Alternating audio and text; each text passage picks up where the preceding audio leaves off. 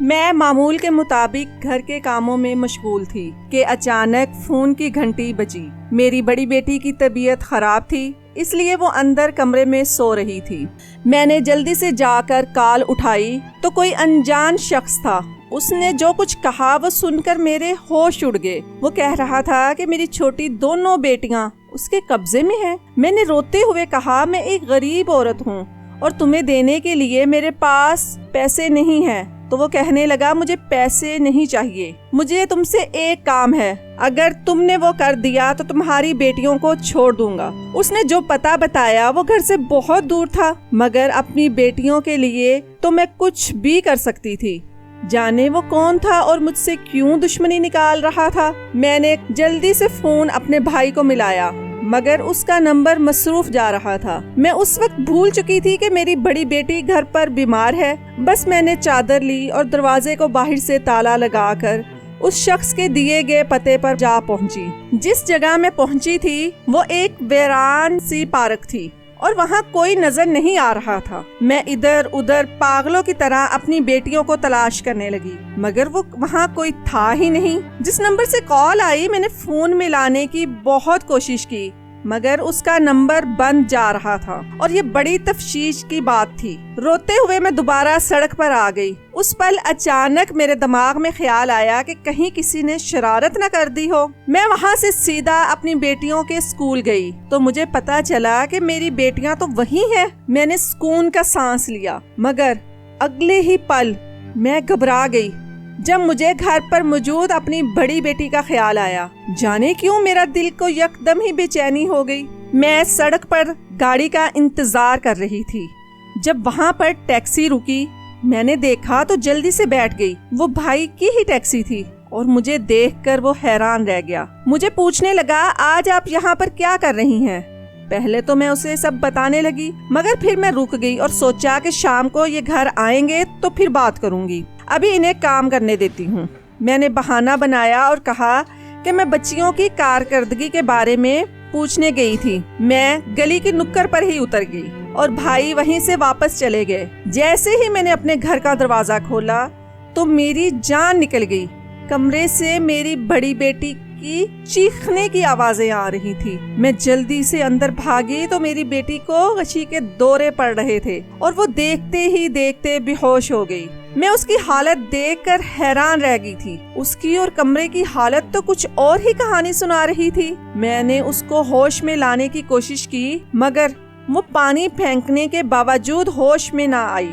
تو میں ڈر گئی اور جلدی سے محلے کی لیڈی ڈاکٹر کو بلا لائی۔ میرے دل میں بہت سے وہم اور خدشے سر اٹھا رہے تھے۔ یہ سب کچھ جو بھی ہوا تھا وہ ایک گہری سازش لگ رہی تھی۔ کسی نے مجھے جھوٹ بول کر گھر سے دور جانے پر مجبور کیا تاکہ میرے گھر میں داخل ہو جائے، اور میری بیٹی کے ساتھ اس سے آگے میں کچھ نہیں سوچنا چاہتی تھی۔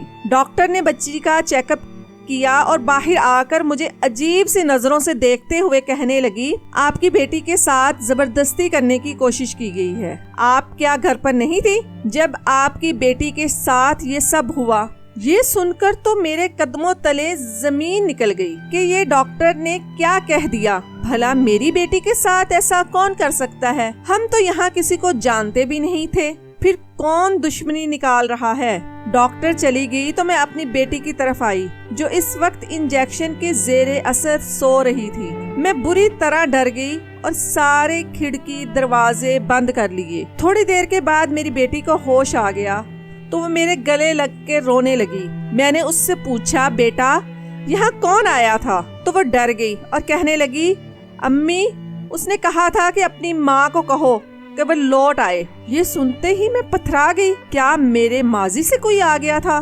ماضی میرے سامنے ایک فلم کی طرح چلنے لگا۔ میں ایک طوائف تھی۔ میں نہیں جانتی تھی کہ میں یہاں پر کب اور کیسے آئی، مگر میں نے جب ہوش سنبھالا تو خود کو بس اندھیر نگری کا باسی۔ جب تک میں جوان تھی اور کنواری تھی میری وجہ سے کوٹھے پر رونق لگی رہتی تھی، گاہک کچھ چلے آتے تھے، مگر پھر جب میری یکے بعد دیگر 3 بیٹیاں ہوئیں تو میں ایک طرف لگا دی گئی۔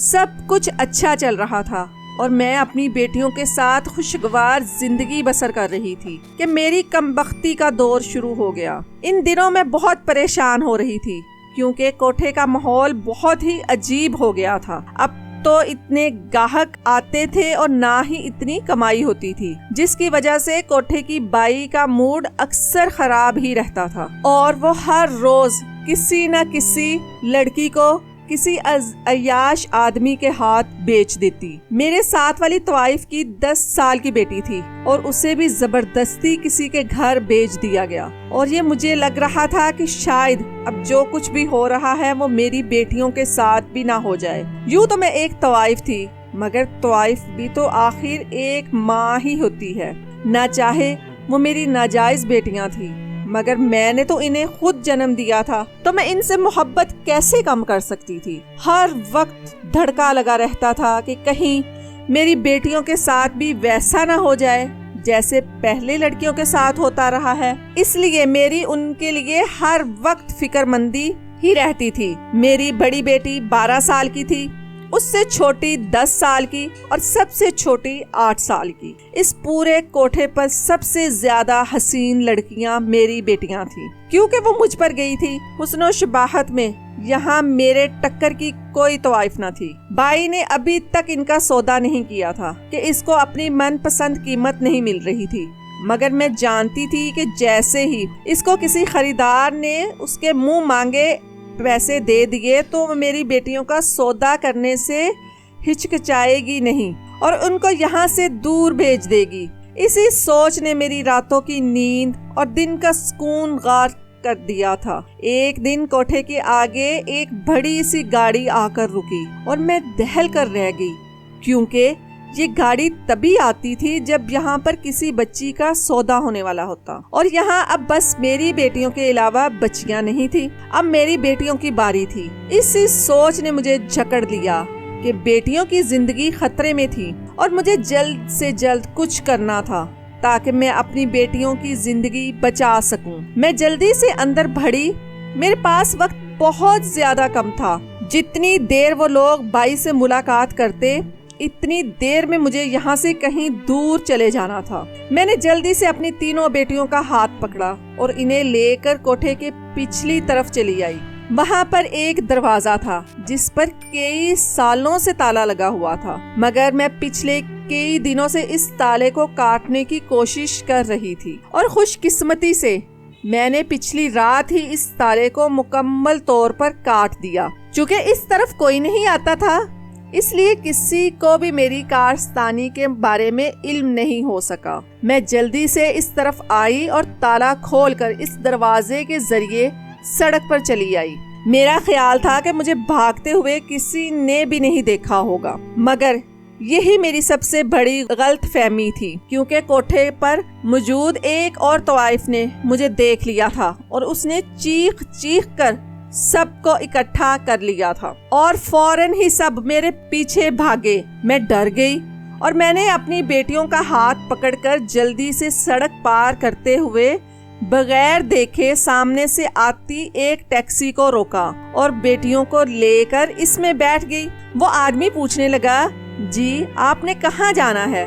تو میں نے کہا، کہیں بھی لے چلو، مگر یہاں سے گاڑی بھگا لو، وہ لوگ میرے پیچھے ہیں، میں نہیں چاہتی کہ وہ مجھ تک پہنچے، پلیز تم جتنی تیز ہو سکتا ہے گاڑی چلاؤ۔ اس نے ایسا ہی کیا اور جلد ہی ہم وہاں سے کافی دور دوسرے علاقے میں آ گئے۔ میرے پاس جتنے پیسے تھے میں نے اس شخص کو دے دیے اور کہا کہ مجھے کسی دارالامان میں چھوڑ دو۔ وہ کہنے لگا، اگر آپ برا نہ منائیں تو مجھے اپنی پریشانی بتا سکتی ہیں۔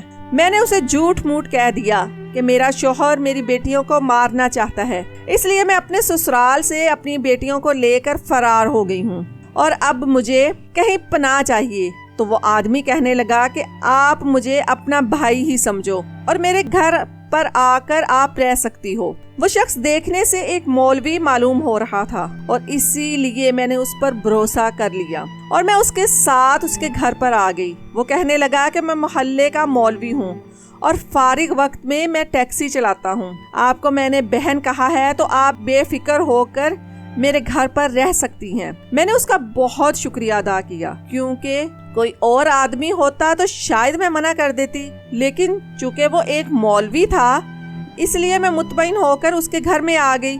ویسے بھی ابھی کہیں اور جانے کے قابل نہیں تھی، نہ تو میرے پاس پیسے تھے اور نہ ہی کوئی اور ٹھکانہ، تو یہ بہتر تھا کہ میں اس آدمی کے گھر پر ہی رہ لیتی، اور وہ بہت اچھا تھا اور اس نے میرا اور میری بیٹیوں کا بہت خیال رکھنا شروع کر دیا۔ وہ ہماری ہر ضرورت پوری کرتا تھا، اور اس نے محلے میں بھی سب کو یہ کہہ رکھا تھا کہ یہ میری بیوہ بہن ہے اور اس کی بیٹیاں ہیں، اس لیے کوئی ہم پر بات نہیں کرتا تھا، ورنہ یہ معاشرہ تو مجھے جینے نہ دیتا، چونکہ میں ایک طوائف رہ چکی تھی اور شہر کے بہت سارے لوگ مجھے پہچانتے تھے، اس لیے میں تو کبھی گھر سے باہر ہی نہیں نکلی، اور میرے اس منہ بولے بھائی نے میری بیٹیوں کو خود جا کر اسکول میں داخلہ دلوایا، وہیں گھر کے اور باہر کے سارے کام کرتا تھا۔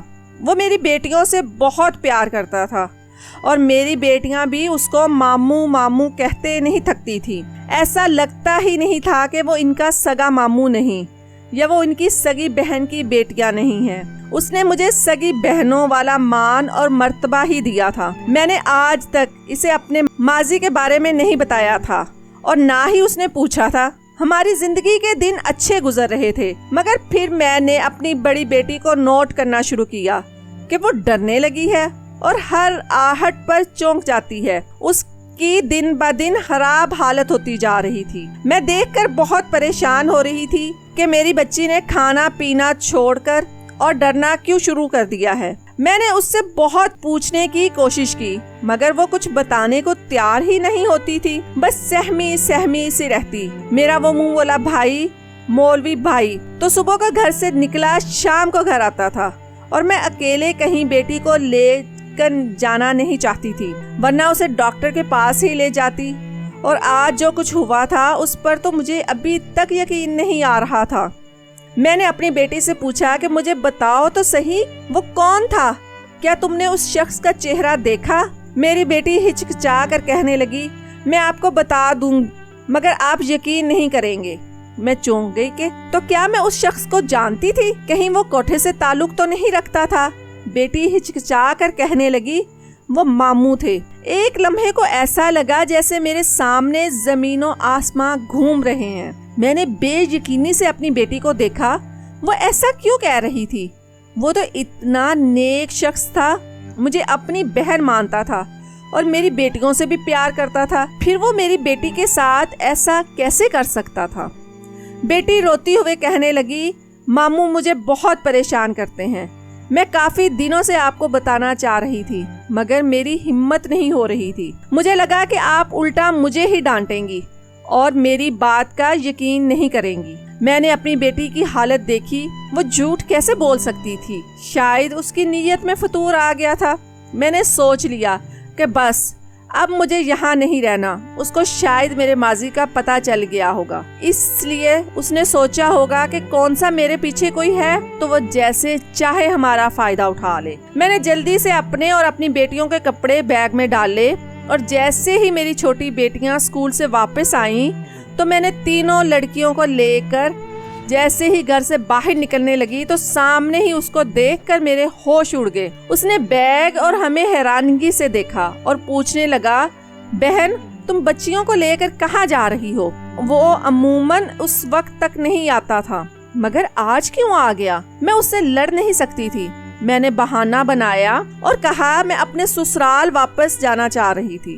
آج راستے میں میری ساس ملی تھی، اس نے مجھے گھر واپس بلایا ہے۔ یہ سن کر وہ چونک گیا، پھر کہنے لگا، ایسے کیسے جاؤ گی؟ میں تمہیں روکنے کا حق تو نہیں رکھتا مگر اکیلے کیسے جانے دوں؟ میرا دل نہیں مانے گا، تم لوگ ٹیکسی میں بیٹھو، میں چھوڑ آتا ہوں۔ میں اس شخص کے ساتھ ایک منٹ بھی نہیں رہنا چاہتی تھی مگر میں اسے شک میں بھی نہیں ہونے دینا چاہتی تھی، اس لیے میں خاموش رہی۔ اچانک بڑی بیٹی نے ہاتھ چھڑایا اور کہنے لگی، ہم کہیں نہیں جا رہے، یہیں رہیں گے۔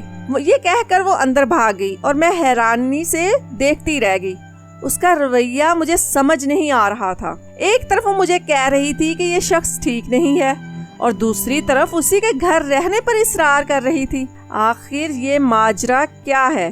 میں نے اپنی بیٹی اور اس منہ بولے بھائی دونوں پر نظر رکھنا شروع کر دی۔ مجھے بظاہر ایسا کچھ بھی نہیں لگا کہ وہ میری بیٹی میں دلچسپی لے رہا ہے، مگر جب بھی میں کسی کام سے باہر نکلتی مجھے ایسا لگتا تھا کہ جیسے کوئی مجھ پر نظر رکھے ہوئے ہے۔ اس دن بھی میرے گھر سے باہر نکلنا ضروری تھا کیونکہ میں کپڑے سلائی کرتی تھی، اسی لیے بازار سے کچھ سامان وغیرہ لانا تھا۔ میں روڈ پر گاڑی کا انتظار کر رہی تھی کہ اچانک میرے سیل فون پر رنگ ہوئی تو انجان نمبر سے میسج آیا ہوا تھا۔ لکھا تھا کہ اپنے منہ بولے بھائی کی اصلیت دیکھنا چاہتی ہو تو فوراً بس سٹاپ پر آ جاؤ، تمہیں سب پتہ چل جائے گا۔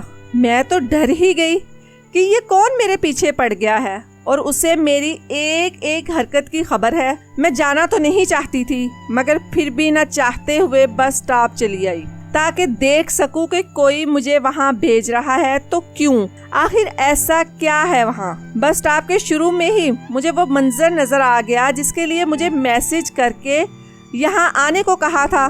وہاں میرا وہی منہ بولا بھائی کسی عورت کے ساتھ کھڑا باتیں کر رہا تھا، اور وہ عورت کوئی اور نہیں اس کوٹھے کی بائی تھی جہاں سے میں فرار ہوئی تھی۔ آخر وہ دونوں کیوں مل رہے تھے؟ بائی کو کیسے جانتا تھا؟ کہیں وہ دونوں آپس میں ملے ہوئے تو نہیں تھے؟ میں بری طرح گھبرا گئی اور بھاگتے ہوئے گھر واپس آئی اور ایک بار پھر اس گھر سے نکلنے کا ارادہ کیا، مگر میری بڑی بیٹی آڑے آ گئی، کہنے لگی اماں ہم اسی گھر میں محفوظ ہیں، یہاں سے باہر جائیں گے تو اچھا نہیں ہوگا۔ میں الجھ گئی اور کہا یہ تم کیا کہہ رہی ہو؟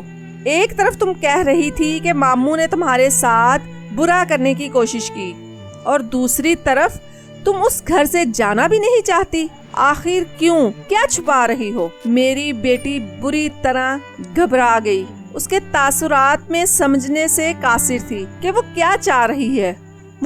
وہ کچھ کہنے لگی مگر بولتے بولتے رک گئی اور کچھ کہے بغیر کمرے میں بھاگ گئی۔ میں نے سر پکڑ لیا، میرے آس پاس کیا ہو رہا تھا میں کچھ سمجھ نہیں پا رہی تھی۔ کبھی مجھے لگتا کہ میرے خلاف جال بنایا جا رہا ہے اور کوئی سازش کر رہا ہے، اور کبھی لگتا کہ ایسا کچھ نہیں ہے۔ مجھے کوٹھے سے نکلے 6 ماہ کا عرصہ ہو گیا تھا اور آج اچانک بائی کا مولوی صاحب سے ملنا مجھے شک میں مبتلا کر رہا تھا۔ میں بس اب یہاں نہیں رہ سکتی تھی۔ میں نے اپنی بیٹیوں کو تیار کیا اور زبردستی انہیں لے کر دارالعلوم چلی آئی۔ زندگی یہاں کون سا آسان تھی۔ سب سے پہلے تو مجھے اپنی بیٹیوں کے اسکول کی قربانی دینی پڑی۔ وہ بہت اچھے اسکول میں پڑھتی تھیں اور اب انہیں یہاں میرے پاس ہی رہنا تھا۔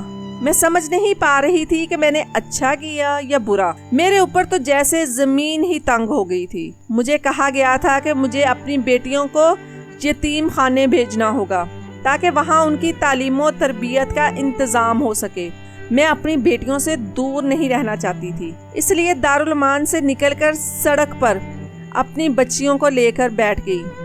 مجھے بڑی والی کہنے لگی میں نے آپ کو کہا تھا نا کہ اس گھر سے مت نکلیں، اب دیکھ لیا کیا ہو رہا ہے ہمارے ساتھ۔ میں اسے کیا سمجھاتی کہ جہاں عزت کے لٹیرے ہوں وہاں نہیں رہتے۔ وہ تو بچی تھی۔ اسی وقت وہاں سے ایک عورت گزری، پھر دوبارہ رک کر واپس آئی تو اسے دیکھ کر میں چونک گئی۔ وہ کوٹھے کی ایک طوائف تھی۔ مجھے اس حال میں اپنی بیٹیوں کے ساتھ دیکھ کر کہنے لگی تم نے دیکھ لیا نا باہر کی دنیا میں کیا ہوتا ہے، تم واپس آ جاؤ، اب حالات بہت بہتر ہو گئے ہیں۔ اب کوئی بھی تمہاری بیٹیوں کو تم سے دور نہیں کرے گا، بلکہ جو لڑکیاں کوٹھے سے بھیج دی گئی تھی انہیں بھی واپس لے آیا گیا ہے۔ مجھے بھی اب یہی لگ رہا تھا کہ وہاں میری بیٹیاں کم سے کم محفوظ تو تھیں۔ شاید مجھے واپس چلے جانا چاہیے۔ اس سے پہلے کہ میں اس کے ساتھ جاتی میری بیٹی یکدم چلا کر بولی ہم آپ کے ساتھ نہیں جائیں گی، آپ سب گندے ہیں، امی ہم ماموں کے گھر جائیں گے۔ میں نے چلا کر کہا اس روز جب میں گھر پر نہیں تھی تو تمہارے ماموں نے تمہارے ساتھ کیا کیا تھا تمہیں یاد ہے؟ میں جب آئی تو تم بے ہوش تھی اور آپ نے کہا تھا کہ مولوی ماموں نے، وہ روتے ہوئے کہنے لگی جھوٹ بولا تھا امی، میں ڈر گئی تھی، انہوں نے مجھے جھوٹ بولنے کو کہا تھا۔ وہی بڑی آنٹی جو کوٹھے پر ہوتی ہیں، وہ شاید بائی کی بات کر رہی تھی۔ میں تو ساکت ہو رہ گئی۔ اس نے جھوٹ بولا تھا، मैं सच समझकर मौलवी भाई को कितना गलत समझा। उसी वक्त हमारे पास एक टैक्सी आकर रुकी।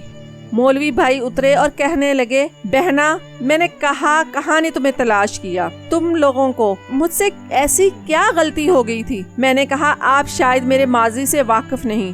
तो वो मेरी बात काट कर कहने लगे, मैं अच्छे से वाकिफ हूँ, मुझे आपके माजी का मालूम है, मगर मेरे नजदीक ये कोई इतनी बड़ी बात नहीं। आपको ढूंढते हुए वो लोग कई बार मेरे पास आए और आपकी वापसी का तकाजा किया, मगर मैंने हर बार मना कर दिया। अभी कुछ दिनों पहले वो कोठे की बाई आकर मुझे धमकियां दे रही थी। एकदम ही मेरी आंखों से जैसे गर्द झटने लगी।